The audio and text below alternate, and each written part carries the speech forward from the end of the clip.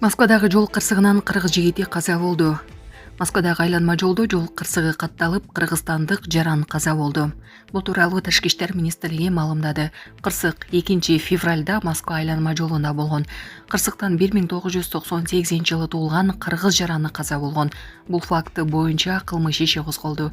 Учурда эмгек, социалдык камсыздоо жана миграция министрлигинин Орусиядагы өкүлчүлүгү маркумдун жакындары менен биргеликте анын сөөгүн Кыргызстанга жеткирүү маселесин карап жатат.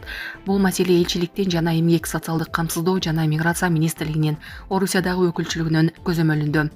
Буга чейин WhatsApp тайпаларда Москвадагы жол кырсыгында кыргыз жигити каза болгону, анын телефону талкаланып, туугандары табылбай жатканы тууралуу кабар тараган. Булак супер кежи.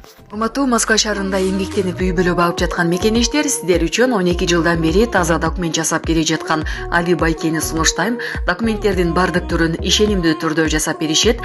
ИНН, СНИЛС, медкнижка, справка, перевод паспорт, ДМС, ОМС, детский полис, медкарта, трудовой договор, проверка регистрация, проверка запрет, проверка черный список. Эгерде срогу бүтүп калса, базадан чыгып кетсе, Сахаровага барган эмес болсо, продление кылып беребиз. Бир айда бир базасын текшерип беришет. Базадан чыгып кетсе кайрадан киргизип беребиз. Байланыш номер +7929 541 02 05 номерине кайрылсаңыздар болот. Али Байке жооп берет. Милиция Бишкектеги автобуста кыздын жамбашын кармаган жаранды кармады.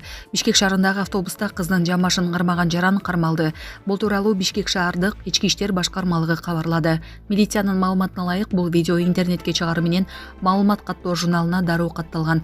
Жүргүзүлгөн издөө иш-чараларынын негизинде автобустагы окуя боюнча 1989-жылы туулган шектүү жаран кармалган. Аны кармоо учурунда ал мыйзамдуу талаптарга баш ийбей каршылык көрсөтүп, кызматкерлерди сөгүп, коомдук тартипти бузган.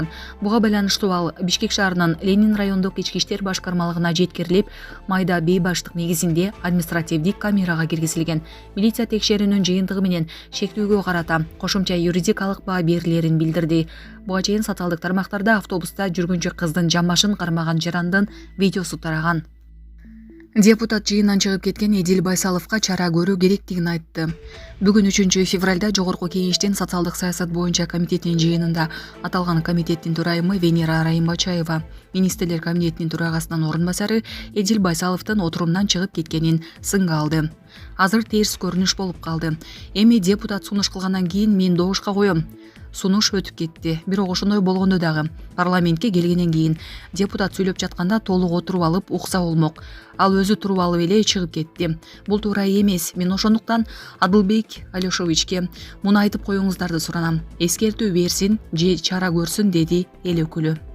Белгилей кетсек, бүгүн тармактык комитетте саламаттыкты сактоо министрлигинин бир катар маселелер боюнча маалыматтык угуусу болмок. Буга Байсалов дагы чакырылган болчу. Бирок жыйынга саламаттыкты сактоо министри Алымкадыр Бейшеналиев келбегендиктен депутат Айгүл Айдарова талкууну кийинкиге калтыруу сунушун берип, комитеттин мүчөлөрү колдошкон. Ал арада жыйынга кечигип келген эл өкүлү Эркулан Кокулов Байсаловго суроо берүүгө ашыкты. Бирок ал ордунан туруп чыгып кеткен. Муну Райымбачаева талкуу кийинкиге калтырылганы менен түшүндүрдү. Кезегинде Кокулов ачууланып, өкмөт мүчөлөрү тоготпой калышканын айтып, бул үчүн кесиптештерин сынга алды. Ал эми министр Бейшеналиев кызматтан кеткени белгилүү болду. Булак супер кежи. Башкы прокуратура өткөн жылы мамлекетке канча мүлк кайтарганын жарыялады. Былтыр менчикке мыйзамсыз берилип кеткен 4488,13 гектар жер мамлекеттин менчигине кайтарылды. Бул тууралуу башкы прокуратура билдирди. Маалымдалгандай 147,12 гектар калктуу конуштардын жери. Баасы 1,1 миллиард сом. 1235,14 гектар айыл чарба жерлери. 631,91 гектар өнөр жай жана башка максаттагы аймактар 3 миллиард сом. 2309,2 гектар суу фонуна караштуу жерлер 7,9 миллиард сом. Жана 161,5 гектар токой фонуна тиешелүү жерлер кайтарылган. Мындан тышкары жалпы баасы 983,16 миллион сом болгон 43 социалдык объект, мектептер, бала бакчалар, медициналык жайлар жана спорт комплекстери мамлекеттин жана муниципалитеттердин менчигине алынган. Садыр Жапаров Алымкадыр Бейшеналиевди кызматтан алды. Алымкадыр Бейшеналиев саламаттыкты сактоо министри кызматынан бошотулду. Бул тууралуу президенттин администрациясы маалымдады. Тиешелүү буйрукка өлкө башчы Садыр Жапаров кол койгон. Эске сала кетсек, Алымкадыр Бейшеналиев 2020 жылдын 14 октябрында Садыр Жапаровдун өкмөтүнүн курамында саламаттык сактоо министри болуп тайындалган. 2022 жылдын августунда ал министр кызматынан алынган. Бирок 2023 жылдын сентябрында ал кайрадан саламаттыкты сактоо министрлигин жетектеген. Казакстан 2025 жылга карата калкынын санын жарыялады.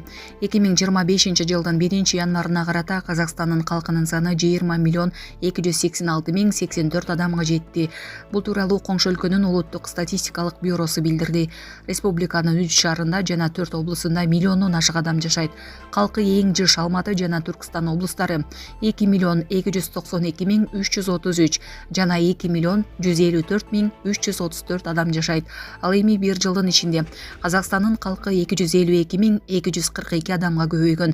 20 миллион адамдын ичинен 12,774,743 адам шаарда, 7,511,341 адам айыл жеринде жашайт.